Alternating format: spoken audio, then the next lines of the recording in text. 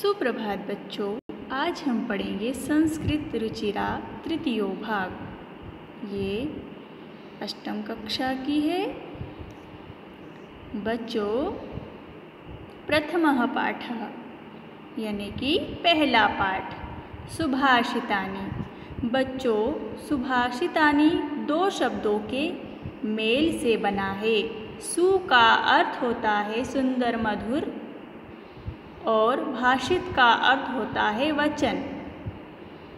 तो बच्चों, सुभाषित का अर्थ होता है सुंदर वचन।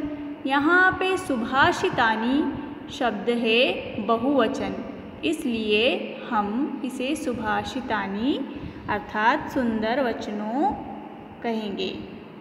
यह सुंदर वचन कहाँ से लिए गए हैं? सूक्तमंजरी, नीतिशतकम, मनुस्मृति, शिशुपालवधम, पंचतंत्रम, ये ग्रंथ है। इनमें से ये अलग अलग श्लोक लिए गए हैं। ये श्लोक विचार परक श्लोक है। इन पर विचार करके हम यदि अब हमारे जीवन में इन्हें उतारें तो हमारा जीवन सर्वश्रेष्ठ बनता है। इसलिए ये श्लोक हमारी पाठ्यपुस्तक में है। बच्चों, सबसे पहले हम पहला श्लोक पढ़ेंगे। देखिए, गुणा गुणगेषु गुणा भवन्ति ते निर्गुणं प्राप्य भवन्ति दोषः सुस्वादुतोया प्रभवन्ति नद्या समुद्रमासाद्य भवन्ति पेयः। अब हम इन श्लोकों के अर्थ, इस श्लोक का अर्थ समझेंगे। पहली लाइन का अर्थ समझेंगे हम। गुणा गुणगेषु गुणा भवन्ति। गुणा अर्थात गुण या क्वालिटी जो हम में रहती है। गुणगेषु, गुण किस में रहता है? गुणगेषु, गुणियों में, गुणीजनों में, गुणी लोगों में। गुणा भवन्ति, गुण गुणी लोगों में होता है। दूसरी लाइन का अर्थ समझेंगे। ते निर्गुणं प्राप्य भवन्ति दोषः। ते अर्थात वे क्या? गुण। वे गुण निर्गुणम, निर्गुणम मतलब जो बुरा व्यक्ति है उनमें, प्राप्य यानी प्राप्त और भवन्ति यानी होता है, तो वह क्या बन जाता है? दोषः। ते निर्गुणं प्राप्य भवन्ति दोषः। वह बुरे दुर्जन लोगों में जाकर वह गुण क्या हो जाता है? दोष बन जाता है। जैसे सुस्वादुतोयाः प्रभवन्ति नद्या, जैसे स्वादिष्ट जल वाली नदियाँ जब उत्पन्न होती है तो वह उसका जल सुस्वादुतोया, स्वादिष्ट, उसका जल सुस्वादु यानी स्वादिष्ट, तोया यानी जल, उसका जल स्वादिष्ट होता है। प्रभवन्ति नद्यः, और फिर वह बहती है। और समुद्रमासाद्य, समुद्र में मिलकर भवन्ति पेयः, अपीने योग्य हो जाती है। अपेय यानी न पीने योग्य और भवन्ति यानी होती है। तो वह नदियाँ पहले स्वादिष्ट जल वाली होती है और फिर वह समुद्र में मिल जाती है तो वह कैसी हो जाती है? न पीने योग्य। उसका जल कैसा हो जाता है? खारा। तो बच्चों, अब इस श्लोक को और विस्तार से समझते हैं कि गुणा गुणगेषु गुणा भवन्ति ते निर्गुणं प्राप्य भवन्ति दोषः सुस्वादुतोया प्रभवन्ति नद्या समुद्रमासाद्य भवन्ति पेया। तो इसका अर्थ है कि गुण गुणियों में होता है और वही गुण बुरे लोगों में, दुष्ट लोगों में जाकर दोष बन जाता है। कैसे?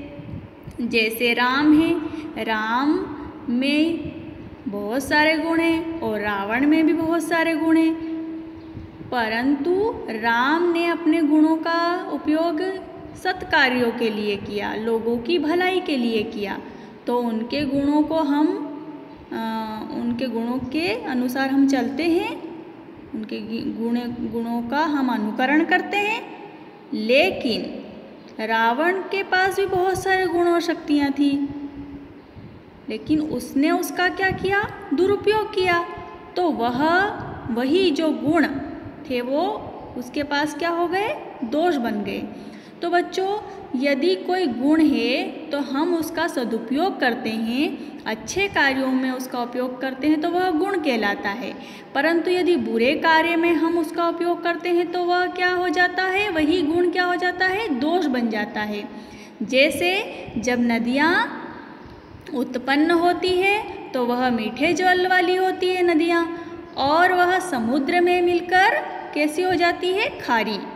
इस प्रकार बच्चों, हमें अच्छे गुणों का अर्जन करना चाहिए और उन्हें सदुपयोग में उनको यूज़ करना चाहिए, उनका उपयोग करना चाहिए और अच्छे गुण सीखना चाहिए। इस श्लोक का ये तात्पर्य है। बच्चों, आगे दूसरा श्लोक है।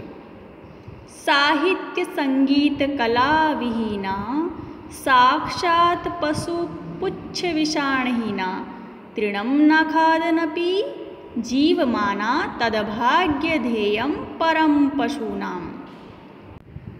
अब हम इस दूसरे श्लोक का अर्थ समझते हैं।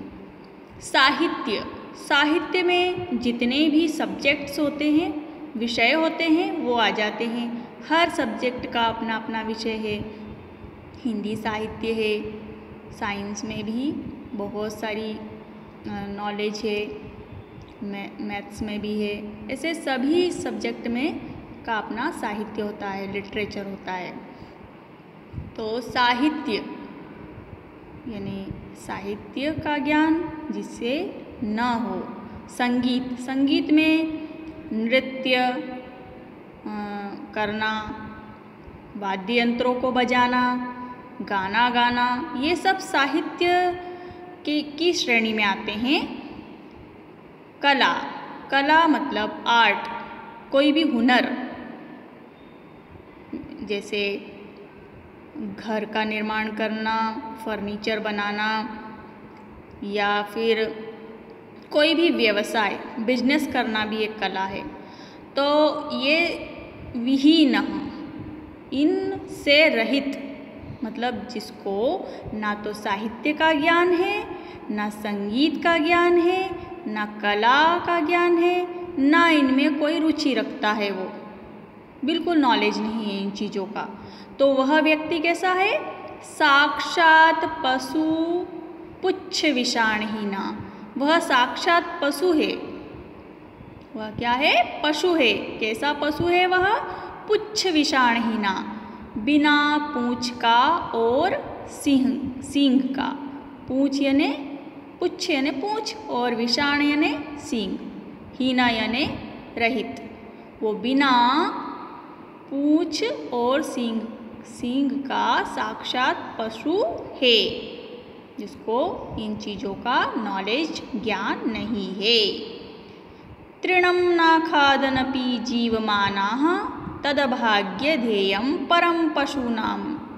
तृणं न खादनपि, तृणम का अर्थ होता है तिनका, घास या चारा। न यानी नहीं, खादान यानी खाता, अपि का अर्थ है भी, जीवमाना यानी जीवित रहना। तो तृणं न खादनपि जीवमाना तदभाग्य ध्येयं परम पशूनाम। तृणं न खादनपि मतलब वह घास ना खाकर भी जीवित रहता है। तदभाग्य ध्येयं परम पशूनाम, तद यानी वह, भाग्य ध्येयं परम पशूनाम, वह पशुओं का सौभाग्य है कि वह घास नहीं खाता, अन्यथा पशु क्या खाते। तो बच्चों, इस श्लोक का ये अर्थ है कि साहित्य, संगीत, कला से जो विहीन है, रहित है, वह साक्षात पशु है, बिना पूँछ और सींग वाला, जो घास नहीं खाकर भी जीवित रहता है।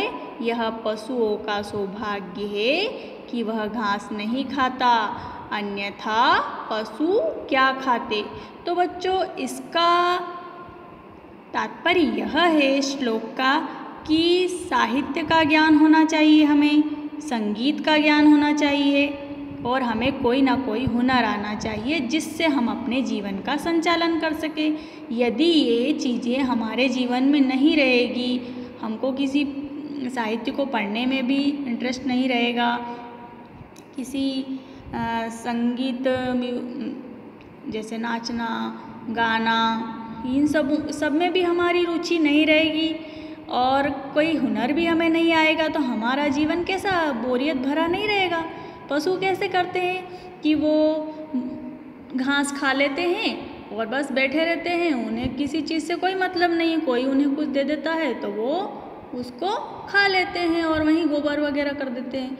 तो ऐसा व्यक्ति जिसको इन सब चीज़ों का ज्ञान नहीं है, जो कुछ करना ही नहीं चाहता, तो वह एक जगह बैठा रहेगा और सोचता रहेगा, तो वह कैसा है, पशु के समान है। तो इससे ये शिक्षा मिलती है कि हमें साहित्य, संगीत, कला मतलब कोई ना कोई हुनर आना चाहिए, हर चीज़ में हमारी रुचि रहना चाहिए, जिससे हमारा जीवन सुंदर और अच्छा बने, खुशहाल बने। तीसरा श्लोक, लुब्धस्य नश्यति यस्य पिशुनस्य मैत्री नष्टक्रियायस्य कुलमर्थपरस्य धर्मः विद्याफलं व्यसनिनः कृपाणस्य सौख्यं राज्यं प्रमथसचिवस्य नराधिपस्य। बच्चों, सबसे पहले हम इन शब्दों का अर्थ समझ लेते हैं। लुब्धस्य, लुब्धस्य यानी लुब्ध का अर्थ होता है लोभी और इसमें षष्ठी विभक्ति लगी हुई है। तो लुब्धस्य, नश्यति यानी नष्ट होता है। यहाँ पर प्रथम पुरुष एक वचन की क्रिया, लट्ट लकार की क्रिया दी गई है। नश्यति, यशः, यश यानी यश, कीर्ति, सम्मान। पिशुनस्य, पिशुनस्य अर्थात चुगली करने वाले की। मैत्री का अर्थ होता है मित्रता। नष्ट क्रियायस्य, कार्य नहीं करने वाला। कुलमर्थ परस्य धर्मः, कुलम अर्थात कुल, अर्थ परस्य, अर्थ अर्थात धन चाहने वाला। धर्मः, धर्मः का अर्थ होता है धर्म। विद्याफलं व्यसनिनः, विद्या का फल। व्यसनिनः का अर्थ होता है आलसी। कृपाणस्य, कृपाणस्य अर्थात कंजूस। सौख्यम, सौख्यम का अर्थ होता है सुख। राज्यम, राज्यम का अर्थ होता है राज्य। प्रमथ सचिवस्य, प्रमथ का अर्थ होता है विलासी, भोग विलास, ऐशो आराम भोगने वाला। सचिवस्य, सचिव का अर्थ होता है मंत्री। इसका अर्थ है प्रमथ सचिवस्य यानी भोग विलास मंत्री का।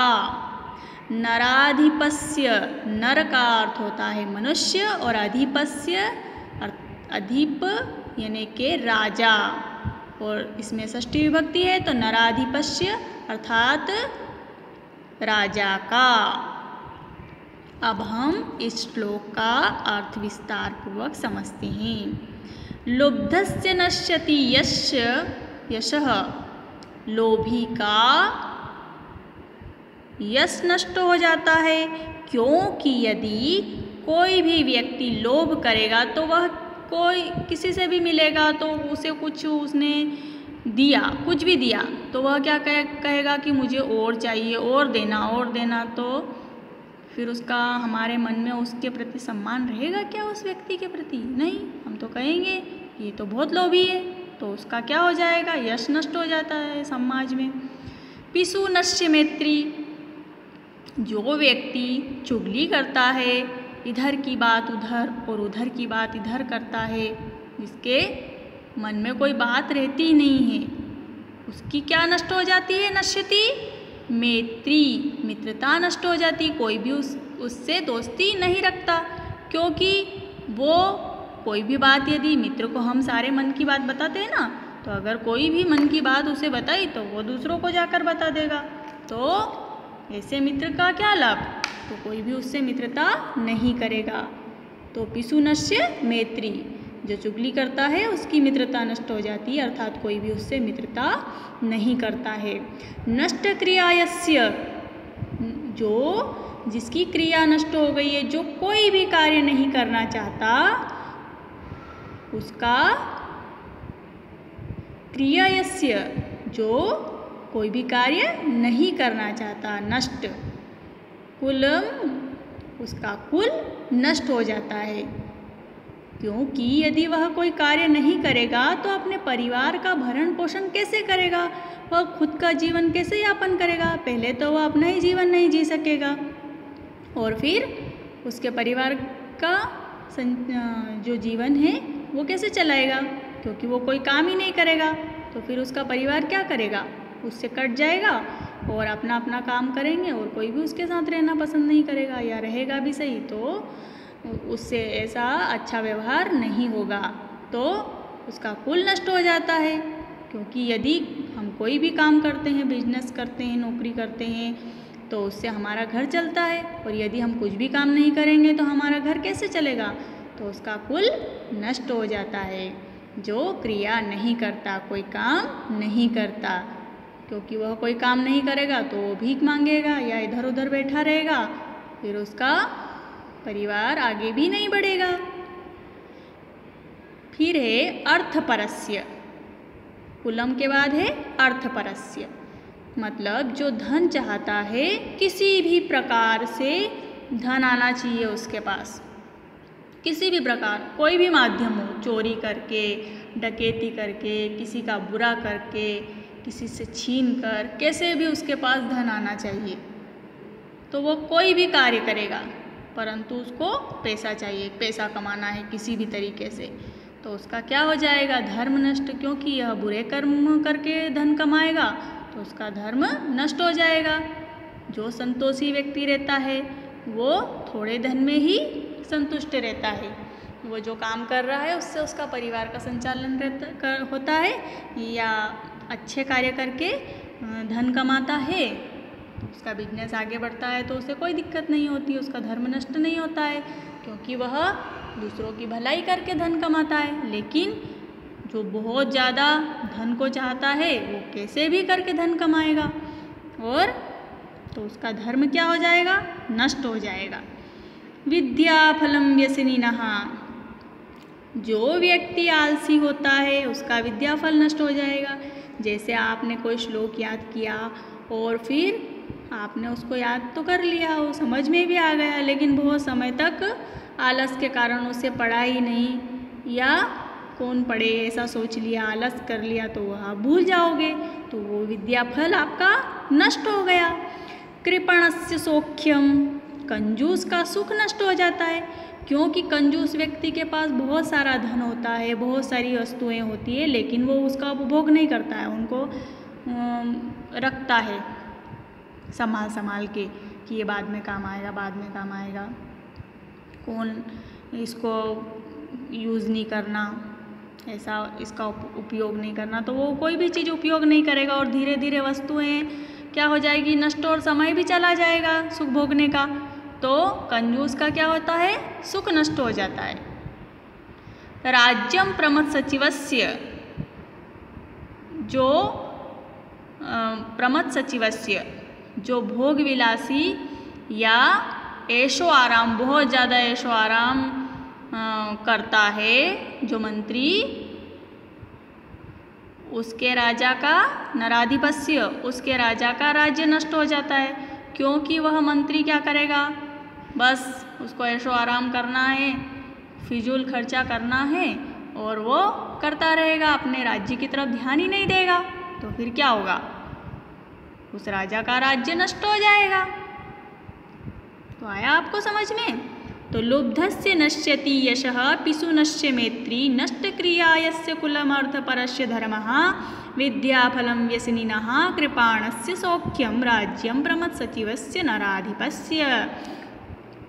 तो इसका एक बार फिर से अनुवाद देखते हैं कि लोभी का यश नष्ट हो जाता है और चुगलखोर की मित्रता नष्ट हो जाती है और जो कार्य नहीं करता उसका कुल नष्ट हो जाता है और अर्थ चाहने वाले, पैसे चाहने वाले का धर्म नष्ट हो जाता है और आलसियों का विद्याफल नष्ट हो जाता है और जो कंजूस व्यक्ति होता है उसका सुख नष्ट हो जाता है और जो भोगविलासी सचिव है जिसका उस राजा का राज्य नष्ट हो जाता है।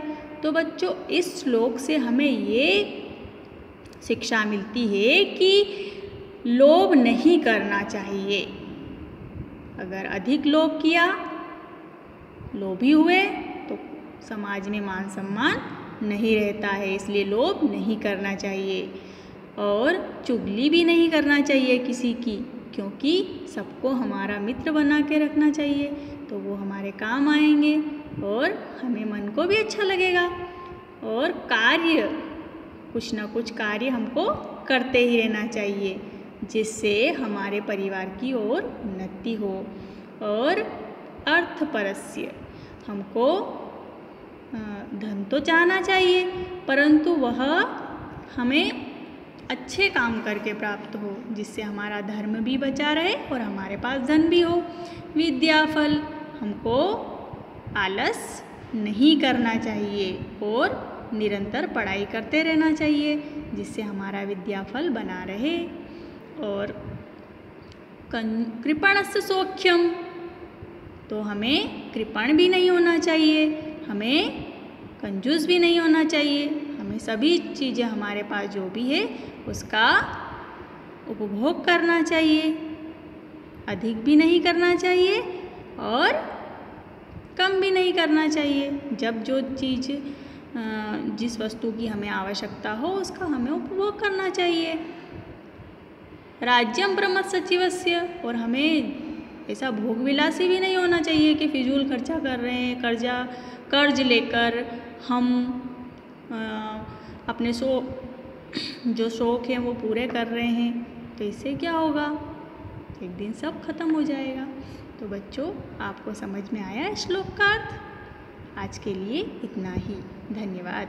बच्चों, अब आपको अपनी पाठ्य पुस्तक में से, संस्कृत में से कुछ शब्दों के अर्थ देखने हैं, हिंदी अर्थ देखने हैं, वो आप देखना और इसको समझना। धन्यवाद।